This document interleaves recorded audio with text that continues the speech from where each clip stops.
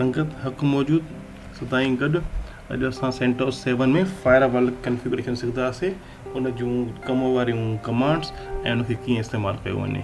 पहिरियां असां ॾिसंदासीं त उनखे कीअं खेॾिबो आहे, पोइ उनखे असां कॉन्फ़िगर कंदासीं। अचो त फायरवॉल खे ॾिसूं था उनखे कीअं उन सां कॉन्फ़िगर कयो वेंदो आहे।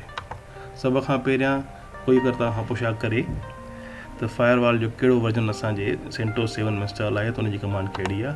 उनजी कमांड हीअ आहे rpm -qa pipe sign grep firewall d। ये असांखे ॾिसें त हीअ असांजो वर्जन आहे फायरवॉल जो। क्लियर कयांसि थो मां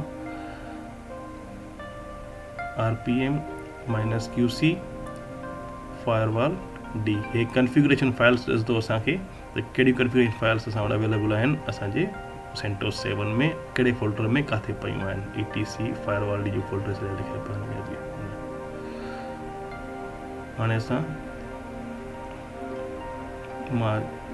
हाणे मां यूज़र स्विच कयां थो रूट मां अनीस ॾे। su कमांड हूंदी आहे फॉर स्विच यूज़र जे लाइ। हाणे मां हिते चेक कयां थो फायरवॉल जी स्टेट छा आहे। फायरवॉल cmd -state सूडो न लिखियो आहे, पहिरियां सूडो लिखिणो पवंदो आहे जॾहिं बि रूट यूज़र न हुजे। Sudo sudo super user do firewall -cmd -state। Sudo अनीस जो पासवर्ड ॾियणो पवंदो। कीअं पासवर्ड ॾिनो ॿुधाए थो। रनिंग फायरवॉल असांजी हली रही आहे हिन वक़्तु। हाणे ॾिसूं फायरवॉल में कहिड़ा कहिड़ा असां वटि ऑप्शन आहिनि। मां वापसि रूट में वञा थो, छा करे रूट ते कमु करणु ईज़ी आहे। अची रूट ते क्लियर कयुमि सॼी हर शइ खे।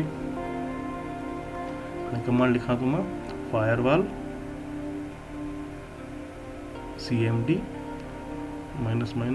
-list all। फायरवॉल cmd यादि करणु तव्हां ज़रूरी आहे। उनखां पोइ तव्हां पैरामीटर ॾियोसि लिस्ट ऑल। हाणे हिते ॾिसो वर्क हिन जो ज़ोन एक्टिव आहे, ॿिया टारगेट डिफॉल्ट अथसि। अहिड़ी तरह जी सोर्सिस सर्विसिस पोर्ट्स प्रोटोकॉल्स इहे सभु शयूं असां हिन में कॉन्फ़िगर कंदासीं। मुख़्तलिफ़ कमांड्स हिन जूं आहिनि असांखे।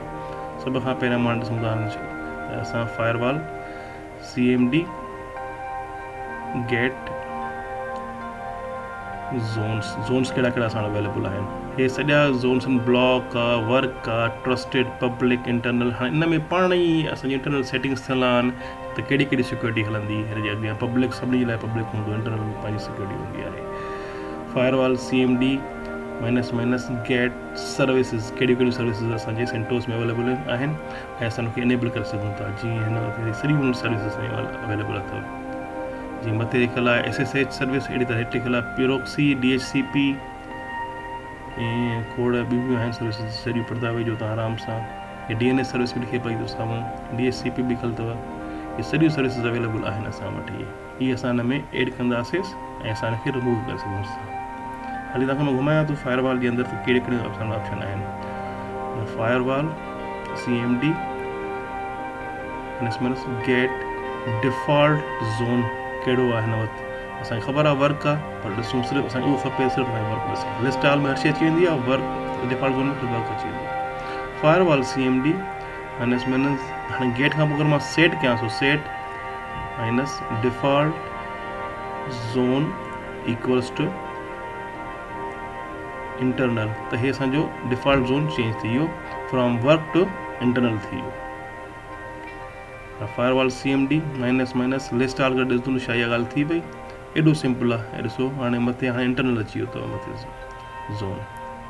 ऐं अगरि फायरवॉल खे रीलोड करिणो हुजे असांखे त इहे सॼा जेके आहिनि पॉलिसी हुन ते इम्प्लीमेंट थियनि, फायरवॉल cmd रीलोड सां फायरवॉल असांजी रीलोड थींदी। ऐं असांजी रीलोड थी वई, सॼा सेटिंग असांजी हुन सां इम्प्लीमेंट थी वई। हाणे मां ॾिसूं फायरवॉल cmd लिस्ट ऑल छा सॼी शइ इम्प्लीमेंट थी वियसि। ॾिसो असांजूं सॼियूं शयूं हुन जे मथां इम्प्लीमेंट थी वियूं। संगत हक़ मौजूद सदाईं गॾु।